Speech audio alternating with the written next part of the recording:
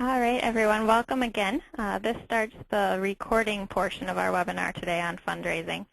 We are very lucky to have Becky Cantellano and Sandy Martin with us from St. Paul Urban Tennis to discuss how to raise money for your organization through relationships and finding various funding sources. They both have a wealth of experience to share. Becky is the executive director with St. Paul Urban Tennis, and Sandy is one of the original founders who just continues to serve the organization in many ways, including serving on the board of directors. So at this time, I'd like to just turn it over to them so we can begin. Okay, thanks, Christine. Hopefully everybody can hear me. I just noticed that I can't see any written comments in the chat if attendees have a question, so it's really important that people unmute and talk. Christine, is it okay if we do a test just to see if we can get that to work? Yeah, I'm going to, I can also, as long as people don't have background noise, to limit the confusion, I just unmuted everyone. I think that might just be simpler. So if you have a question, otherwise in that toolbar, you can click on the little microphone, or if it looks like a phone, and you can click it and you will mute yourself. So you can have control whether or not you want to mute your line as well. Okay, thank you. Christine, do you hear me? Yep, you're good. We can hear you. Mm-hmm. All right. Was that Bill? This is Rick. Hi, Rick. How are you? Just fine. Okay. All right. Thanks, Christine. Well, like Christine said, I'm Becky Cantellano. I've met some of you over the years because I used to work for the USTA, and now I'm really excited to be the executive director for St. Paul Urban Tennis, and I've been doing this for about 2 summers now, so a little over a year and a half, and Sandy Martin has been an asset to me as I've gotten to know the organization better and is very well connected to a lot of our donor community. And being involved with the USTA in the past, I know how much everybody works so hard to fundraise, and it's always a challenge, and jumped at the chance to be able to share some of the successful things that we do with all of you. So like Christine said, hopefully this can be interactive and we can address any questions that you have, and also give you some real life examples of what's working for us. And we're not perfect either, so we have questions, and feel free to share some things that have worked for you as well that might be helpful to others on the call. Sandy, do you want to say anything before we get going about your involvement with SPUT? Or?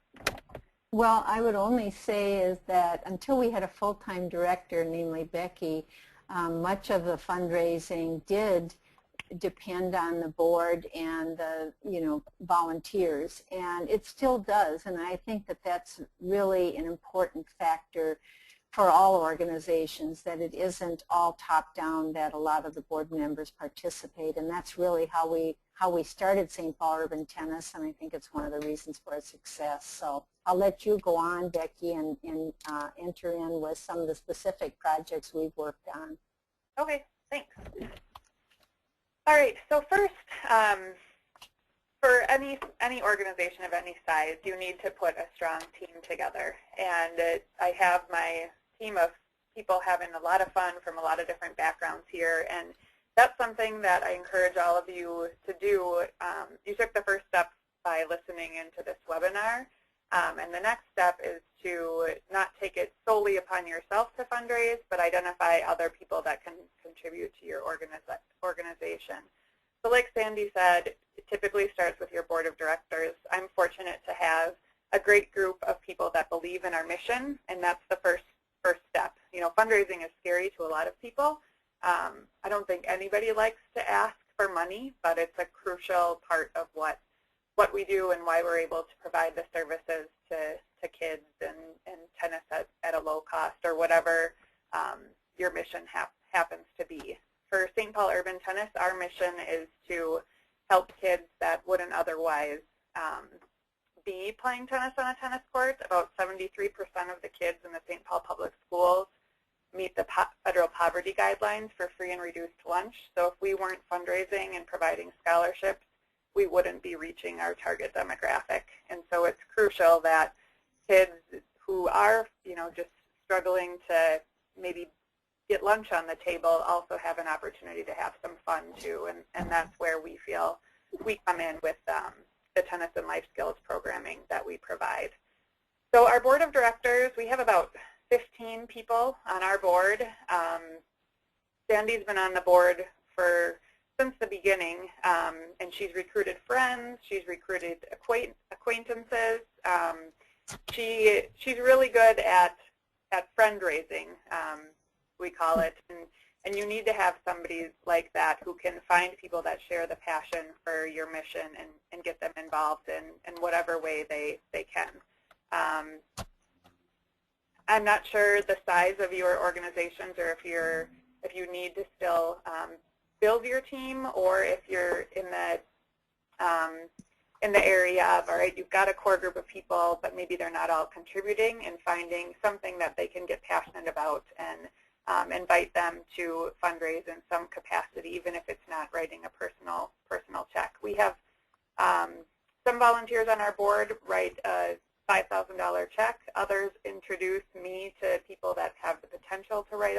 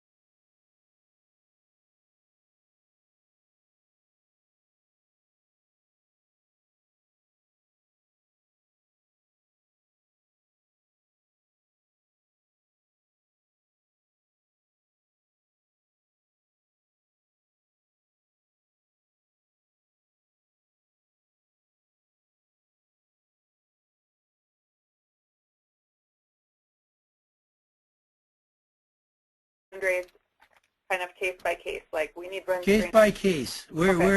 We've got this, and we're going to the next big thing. The next thing we'll have is the fun day, and we usually do that in the spring, and that's about all we really will need money for, I think. So we're not talking about a lot of money. Okay. All right. And how about Bill and Jesse? You guys, I think, are a little bit farther along than Malacca. Yeah, this is Bill, and I'm up in Cook County, Minnesota, Grand Marais. Yeah. And we have a very active tennis committee or organization here. It's been active for 20 years. Our big issue is we're seeing declining participation by younger players up here, and we're also losing our coach that has coached the team for the high school. So we're finding we need more money basically to reverse that trend and get more young people involved, replace the coach, and also do more marketing. We have a tournament up here that's also declining in attendance, and we get a lot of summer vacationers and people that come up here, but we think we're just not getting the word out well enough, which requires more marketing, which requires more cost. So we do fundraising right now, but again, in a smaller community or county, we're already hitting up most of the businesses here, and we just need some new ideas on how to get some more money to sustain and grow our organization back to where it was a few years ago. Sure. Okay. Got it. And Jesse, are you there? I am. Can you hear me all right? Yep. Okay. I'm in Aberdeen, South Dakota, and we're in northeastern South Dakota. And so, our CTA has been active for just a little over a year. And so as an organization, I think we've done a lot in a year, a little over a year, but we're still trying to figure out kind of exactly what we want to do here and how we're going to go about doing it. So we did have a goal to to sort of make our organization more viable and appear more viable to others outside of our organization, to raise $80,000 to get a building constructed at our courts that would have bathrooms and a concession area and kind of a tournament home site type of thing. And then our biggest issue right now is that we don't have 501c3, and so that's holding us back from doing any major fundraising. I think we've done a good job with kind of some small, putting events on, getting people more excited about tennis, and a few little educational things, and then trying to get more people to know that we exist now. So that's kind of our first, I'd say our first kind of major goal. But we basically in a year and a half have come from nothing to something. Yep. So a campaign for the building yet? For the 80,000? We don't, because we're trying to pursue the 501c3 status. Okay. All right. So, all right. Well, that gives me a good idea of where you guys are at, and feel free to jump in if you have questions about what we've done. Sandy is the mayor of Shoreview, so she also has a lot of expertise in navigating the government system as well. I know that's sometimes tricky in different parts of our section, so hopefully you guys will be able to learn a little bit today, and we can help each other out. Do you want me to comment on that at all, Becky? Sure. Okay, I would just add that oftentimes the selling point for getting government involved, either through your park and rec. Sorry. It's okay. But one of the ways to get government involved is to be able to point out what you're going to be able to provide that perhaps government can't, and or can't afford to. And that's the basis for our longtime relationship with the City of St. Paul, is that because of our nonprofit status, we can provide for kids who would never be able to afford to sign up for a park and rec program. And so they assist us in St. Paul because we're providing something that the city can't. And I think that's a real selling point for government entities who have a lot less money right now, but they wouldn't mind partnering with nonprofits to accomplish goals that they can't accomplish on their own. And Jesse, I would just comment also on your 501c3 status. Sometimes the best way to do that is to find a tennis playing lawyer in your town that would do that pro bono, because it really is not complex at all, and sometimes they don't mind doing that without a fee. Okay, thanks, Sandy. I might send you a question later on that too.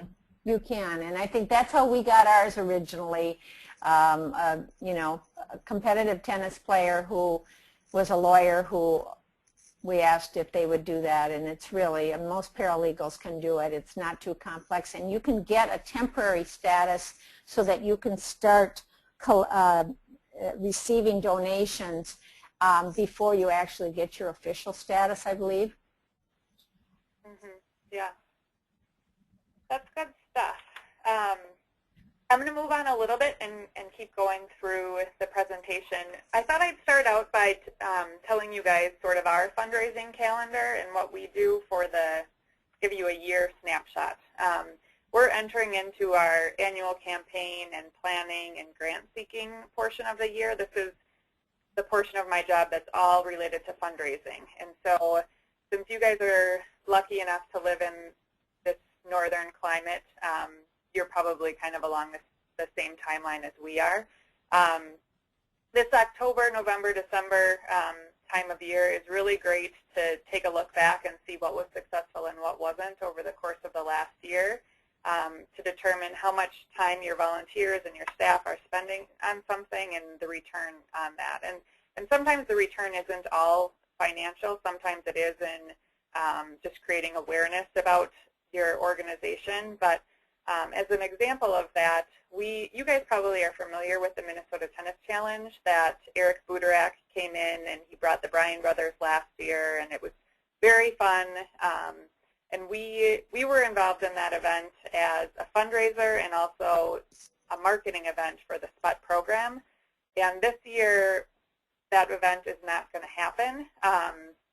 And so it does leave a financial hole in our budget, but it frees up my time from now until the end of the year, where I used to be 100% putting my energies into planning that event. Now I can focus on our annual campaign, doing some more grant seeking, and planning out some other activities. And the decision for that was somewhat ours and somewhat reliant on Eric Buderak. He's also having a baby, but I thought it was a good example of, you know, sometimes the return on investment isn't great, and we have to make decisions on whether or not we continue to do the same campaigns and events that we do to try to fundraise. And I could go into that more in depth, but there's a lot of other successful things that we do that are much less time consuming that you'll see as we go through this. So right now is that planning time of year. I did want to share with you guys, Jesse, this won't apply to you, but for Rick and Bill, there's a great funding website in Minnesota called YouthPrize. If you go to, it's just www.youthprize.org, and I can actually, I'll pull it up here really quickly. It shows by region funders that are available for grants, and it'll give you a calendar of grants that you can apply for. So this is something really great to do now when you're trying to figure out, okay, where can I possibly get money?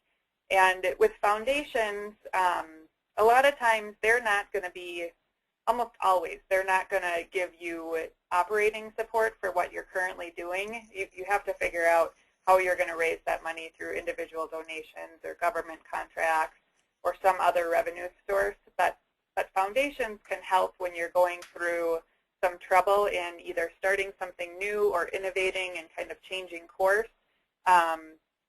Capital campaigns are sometimes hard to get funded by foundations, but it can be worth a try. losing your tennis coach or trying to go a different route other than tournament revenue for you up in Cook County, foundations can help with that. But typically, foundations aren't just going to provide just general operating revenue. But this is a good resource for Minnesota that I think I just wanted to point out to you guys that are here with us. Back to my slideshow, though. So now's a good time to do that, and also you don't want to, burn yourself out too. So something that I'm doing now is putting together my calendar for what I'm going to do when. I actually, go to that Youth Prize site, and that's where I get some of the grants that I'll apply for to fund our work this next year. And then also some of those leads come through board members. One of my board members introduced me to a guy who sits on a foundation board. We went out to happy hour, had some wings and beer, and we got a $10,000 grant out of that, this initial meeting. Something that I definitely encourage all of you to do is, before you just blindly apply to foundations, really try to get a personal connection to a foundation. Figure out if you have a community foundation and maybe you know somebody on the board or a staff member, and see if you're a good fit for what they like to fund before you just put in an application. I know in working with the USTA and giving out grants, it goes for, if you're applying to USTA Northern or USTA Serves, as well as any other foundation out there. If a lot of times if you're invited to apply, that's the best way to spend your time, because otherwise you could be spending days writing a proposal and they've never heard of you, you don't have a good track record, and if you're asking for a large sum of money, they might not have the confidence in your work in order to grant that request. So then after we do our planning, then the year kind of kicks off. We do a Pro-Am event in January. That is actually run by a former board member, so I'm not, with all of our events, the only one that I was very involved in running was the Minnesota Tennis Challenge. All of the others were started by volunteers. So the Winter Pro-Am is a former board member. I help with the logistics now, but he's recruited all of the players, and he started the event, and it's kind of his baby, and he takes pride in that, and should, because a lot of the funding that's raised, it raises about $10,000, is because of him. In April and May, we're negotiating we're finalizing some of the government contracts, doing some marketing.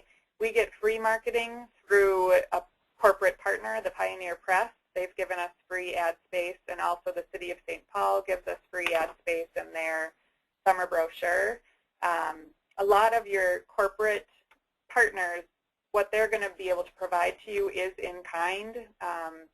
For us, maybe this is an area where we can improve. I'm hoping it is, but we don't get much cash support from corporations, but we get a ton of in-kind support. Then June, July, we're getting into our summer programming. Our Golf Scramble is our largest event. That makes about $20,000 for us each year, and that also run by volunteers. We go through the programming in June and July, and then we have some mixers. We have a new one coming up this Saturday, which I'll talk about, and then we're back to planning and that sort of thing. Do you have any questions on sort of our overall calendar? Okay. Becky, I was just going to make a comment that we're already at 12:30. Really good information, and just hopeful that people have a little more time outside of the originally scheduled half hour to spend with us. But we understand if you had just 12 to 12:30 blocked off. We're respectful of that too, and you can always reach out to us with questions. But just wanted to comment quick because we've reached our originally allotted time. So that is all. All right. Do you want me to keep going for like 10 minutes? Or? Oh, I think so, as long as everyone else is okay with that. Mm-hmm. Okay. So here's a picture of the different revenue sources that you might get as a nonprofit. We've talked about all of these, but every single donation you're going to get is going to fall into one of these different buckets.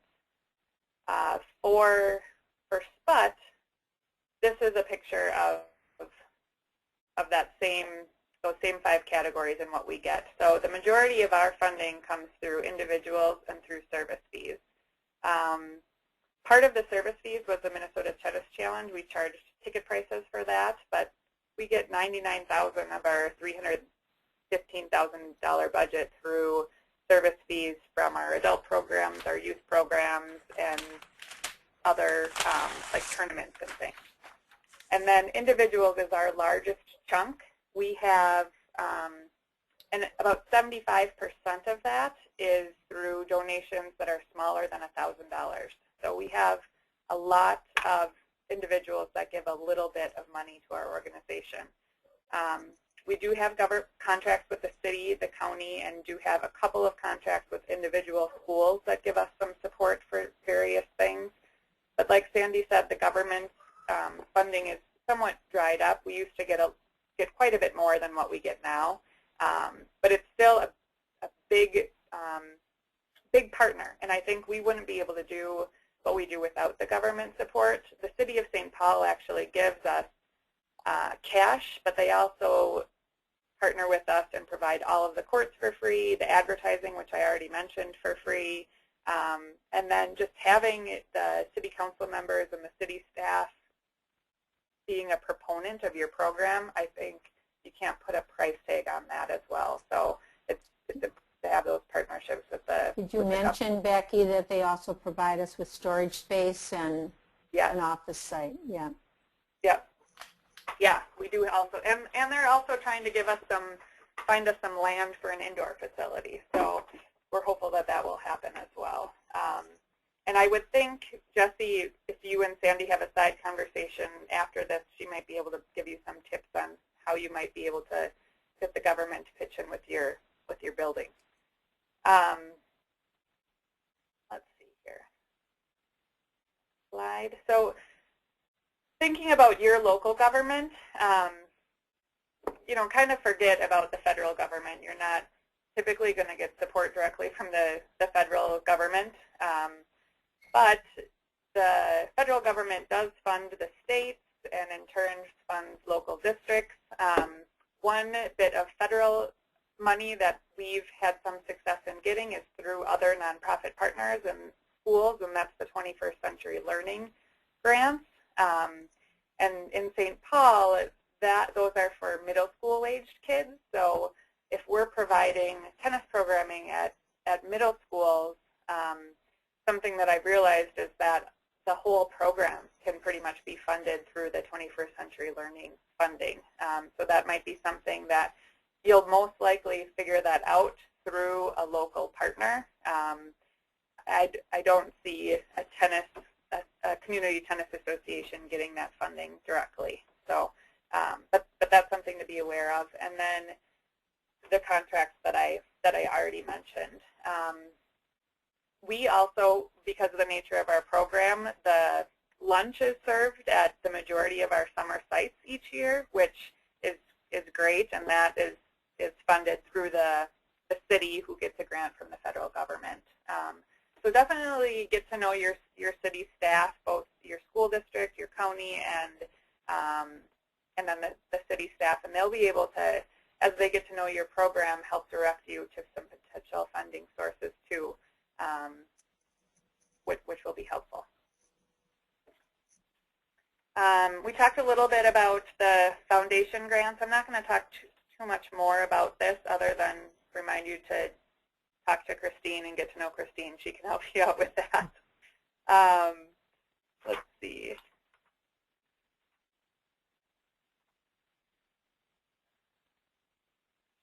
Corporations, these are some of our corporate partners.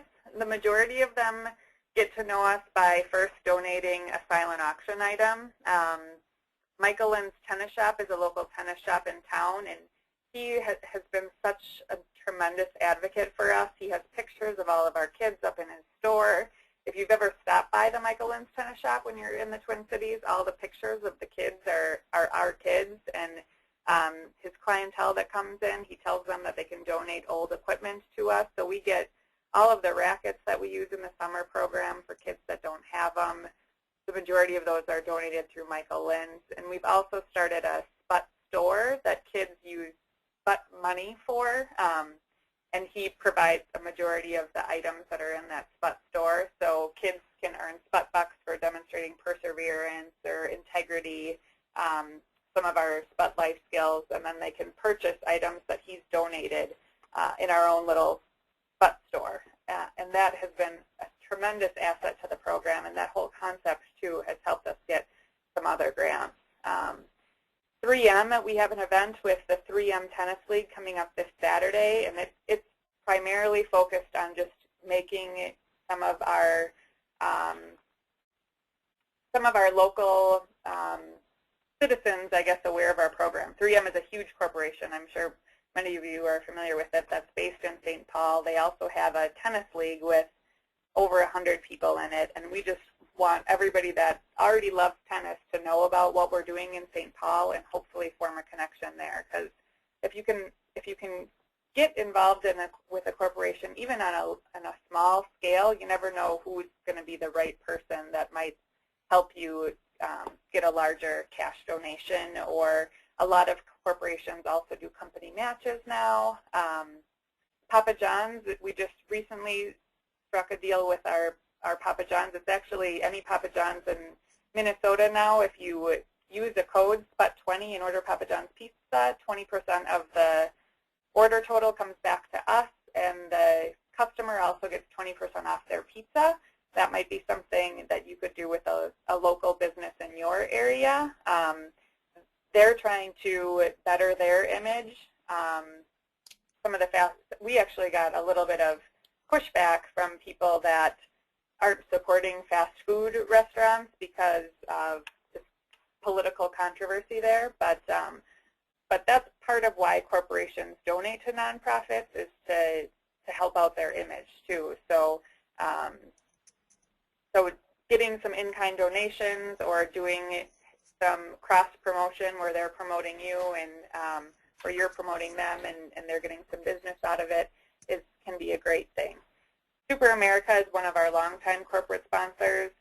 They're a good example of, they used to give us a cash grant, but just because of part of the economy, they're not able to do cash grants anymore, but they still provide all of the food for our season-ending picnic. They served lunches to 1,200 people at our picnic this summer, and that value alone is probably upwards of $5,000 there, and all the city council members and county commissioners and the school superintendent come out for that picnic, so it's a great showcase for them.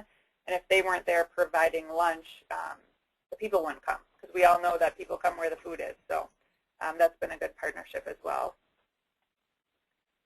And then, of course, service fees. Just because we're a nonprofit doesn't mean that we can't charge those that can pay for the programs that we provide a fee, because we are providing a service. I put up a picture of our section championship team, because we think because we've had success now on the tennis front, that might attract some more individuals to our program that can afford to pay for what they're getting. And so it's important to put a value on the service that you provide and know what that is too. And it'll just help you with budgeting. Another thing that we're trying to do is start some more adult programs to cover scholarships for the kids in our program. And it's starting to take off, but we could do a lot more there. And then, of course, the individual donations. We're starting to try to do some more online campaigns, taking advantage of social media. This is a big thing now. And I kind of compare it to, if you go to the store and you don't have cash, these days you have to be able to pay by credit card. And it's the same thing with fundraising. We need to be able to provide a vehicle for our donors to pay us in whatever way is convenient for them. And now online is the convenient way of shopping. So when we're out at an event, we're using the PayPal Here function and just swiping credit cards on site. At our golf event this year, I would say the majority of people paid by credit card for both auction items and then even just day of coming and registering for the event. And so if we didn't have that option, we would lose out on a lot of of funding, I think. And there's a lot of different options out there. Something coming up for those of you in Minnesota is the Give Minnesota, Give to the Max Day. And they partner with Razoo, which is an online fundraising credit card processing company. And so you can create a one-page website really easily and accept online donations. It's a great way to start if you've never done it before. And if you have, there's a lot of other ways you can get into it as well. We're hoping to connect our Facebook page to that this year and do some other stuff. We haven't got into tweeting or anything like that yet, but I think it's the way of the future. And so to connect with the individual donors, having that capability to do some online fundraising is important. And this is also a way that corporate partners can come into play because we can promote Papa John's by telling people that they can get the 20% off, and maybe Papa John's would even be willing to give us a $1,000 cash grant if we're able to match that on a particular day. Give to the Max Day does a lot of that, but even if you're in South Dakota, if you could get a corporate partner to give $1,000, if you raise $1,000, having that catch is a great way to push people to give immediately. And we've found that has been really successful with us. People are much more willing to give now and more if you have a specific goal that you're trying to reach and it's attainable. For example, we're trying to raise $8,000 to send our section championship team to nationals, and we've raised about $7,000 already just by telling people that that's what we need to do.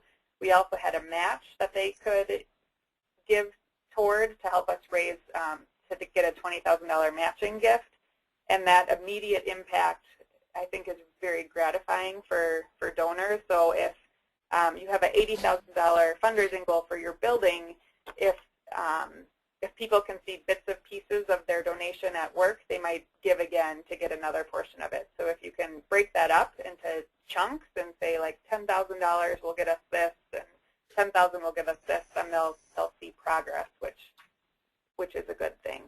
Let's see here. All right, we have half an hour goes by really fast, but we have a couple of events that I did want to talk to you about. I wanted Sandy to talk about our ladies fundraiser that's been going on for how many years, Sandy? 21. 21 years. Wow, that long? And it's raised over $80,000, right? Over the 20 years or 21 years, it's raised over, almost $80,000, starting with only about $1,200 the first year. Okay. And so I want her to talk a little bit about this. She was telling me that, this is something that's fun. You get a group of friends together. We have a great opportunity to just have people play tennis, which we all love to do, to raise money for our cause. And I've been to this event, and it's fun. It's exactly what we call it. It's a fundraiser. Everybody has fun, and they want to come back year after year, and that's been part of the success. And I think it's something that's easily replicable anywhere.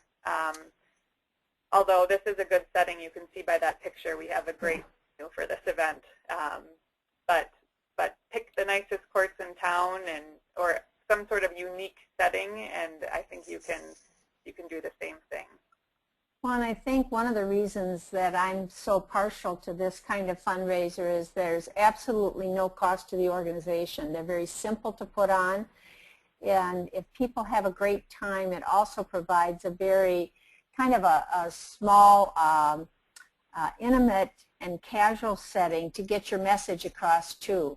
And part of the success of this is that every dollar, you can promise people that every dollar raised goes directly to the kids and to the program. And we charge people $100 to play. They come and sign up. We do all the mixing of partners. They play with everybody for a pro set, a brief pro set, and switch around. So everybody gets to play with everybody. Then we have lunch that has been donated. It's kind of a potluck, but it's been donated by someone. We have people that donate prizes, lots of prizes, and prizes for the winners and runners-up who just keep track of the games that they won. And it all takes place from 9 o'clock in the morning until 12 o'clock. And this most recent event was held 2 weeks ago today, and we raised over $7,000 in 2.5 hours. And I think that's my kind of success story, because there's a lot of really big special events that cost a ton of money and time to run. But these are pretty simple.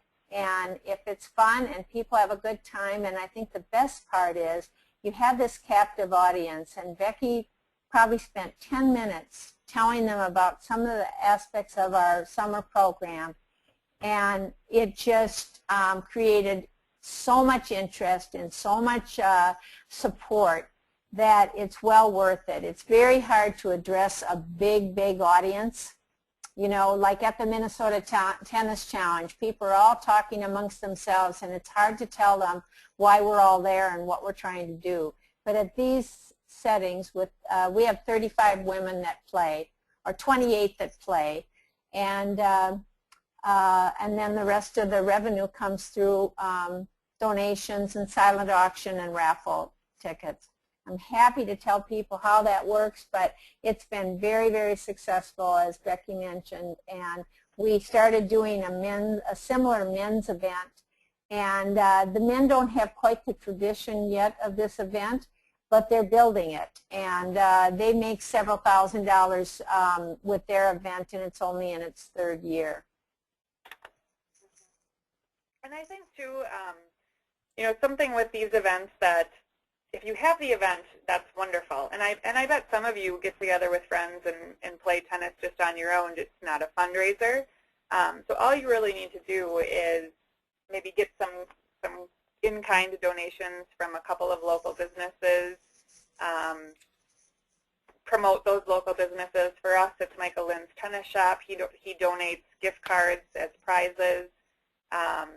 And then we don't have any expenses associated with the event. And we do it, you know, the $100 per person entry fee, we've raised that over the years, and that's what we're up to now. And it fills, the event fills, and we get people every year because they've had fun all the prior years. But then, you know, whatever you're trying to raise money for, I think it's so important to be genuine about that need and be honest about the need. I think sometimes we talk about all of the success we're having as a nonprofit, and people need to hear too about the struggles that we're having and what we won't be able to do if we don't get funding. And I think those honest conversations sometimes can lead to the biggest donations, because people like to donate to smaller organizations because they can see the difference that a dollar makes. Whereas if I support the American Cancer Society too, but when I donate to that group, I do it knowing that I'm not going to know exactly where my money went. I just do it because I know it's a good cause. So I think that's something that we have the advantage on, because we're so small, is people can make a big difference in their community by giving a little or a lot. And so when you talk about what you're planning on doing, you know, make sure you do have a specific need for that money, and you can put it to good use, and then show your donors the impact of those funds too. I'm going to fast forward a couple of slides here. I can talk about our golf event for those that can still stay on the line, but Becky, I have to go. I'm sorry. I have to leave. But it's been fun talking to everybody, and I'd be happy to answer any questions individually or give me a call, and if I can help out in any way, I certainly will. Okay. Thanks, Sandy. Thank you, Sandy. Thank you. This picture right here of the girls with all of the donated clothes was actually after our ladies doubles event last year. All of the ladies had brought some of their used and new tennis clothing to donate to some of our high school players who needed shoes, needed clothes for tennis. And this is some of the girls going through the bag of donated items and happy, and something we were able to share then with everybody who was at the event. And it's that immediate impact that I was talking about. That's nice as a donor to see where your support is going. which is important. So that's a sample event. The only thing I'll say about the Golf Scramble is that this is a non-tennis event, so it helps us reach some people that maybe aren't tennis players but care about their community, care about kids, care about health, and reaches a whole different audience. So another thing that I think is important for us to think about is events that aren't necessarily tennis events, and how we can reach a new audience that way and bring in funding for our programs. But this event is our largest annual fundraising event. It raises $20,000 net profit each year, and we have about this last year 145 people attended. So it's a good audience to be able to tell our message to, and new attendees coming each year. And through this event, we've retained a large donor who gives every year as part of this event $20,000 or more to the organization. And it all started through inviting him to come play golf with us. So I think it's a good example of what a small kind of fundraiser can turn into. Do you guys have any questions about anything that we do or anything that I've mentioned today? We had a couple drop off, so Bill is still on if Bill has questions. I'm still on, and I've learned a lot. I guess I'll have to digest some of this that you've provided, but I definitely picked up some good ideas from your presentation, so I thank you very much for that. I think the biggest challenge for us is that we're pretty well stuck out, at the top of the state by ourselves. So it's we're 2 hours away from a large city, so it's just hard to find corporate sponsors. Yeah.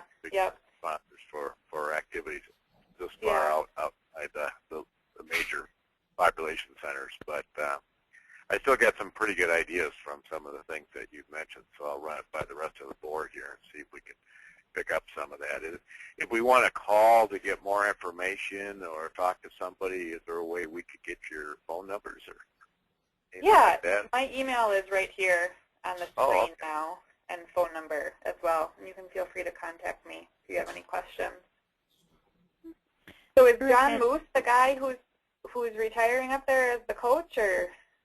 John Moose, yeah, he's been instrumental in the formation of our tennis association and the success we've had over the years. But he's been coaching the high school boys and girls teams now and doing our Quick Start programs, and he's 20 years of doing that. He's ready to kind of back out of it a little bit, and that's going to be a real challenge. If you have any ideas how we can lure a good or decent coach to come up here for like 5 months of the year during the summer to teach our kids and to coach them and also coach the teams, I'm open to any suggestions because we think that's going to be a real challenge for us.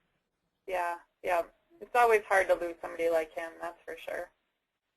But yeah, I'd be happy to talk to you if you want to offline, Bill, about anything that you need.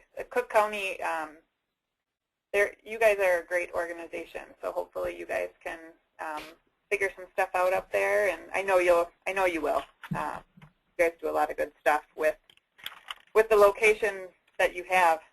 It's amazing. So. Yeah, we do have a great organization, so I'm sure you're right. We'll figure it out, but we got some serious challenges that we have to deal with over the winter here, so that we're ready to go next summer. Yeah. Great. Rick had the same comment, Becky. Mm-hmm. Yeah, if that's it, maybe we want to end it. Yeah, thank you so much for walking everyone through. And Bill, thank you so much for joining. And I'm going to echo Becky's comments. I definitely reach out to the USTA Northern office, even if you just want to bounce ideas off of, or somebody, or you want to do something, not quite sure how it would work, or wondering if others have done it before. Make sure you reach out to us, and we'll try to share what knowledge we know or with others that we know who are embarking on the same journey. So keep us Yeah, posted. we'll definitely do that. You guys have been a great resource for us in the past, and so we'll be contacting you a lot, I think, over the next few months for help. Sounds good. Looking forward to it. All right. Thanks, everyone. Have a good rest of the day. Yeah, thanks for putting this on. All right. Yep. All right. Bye now.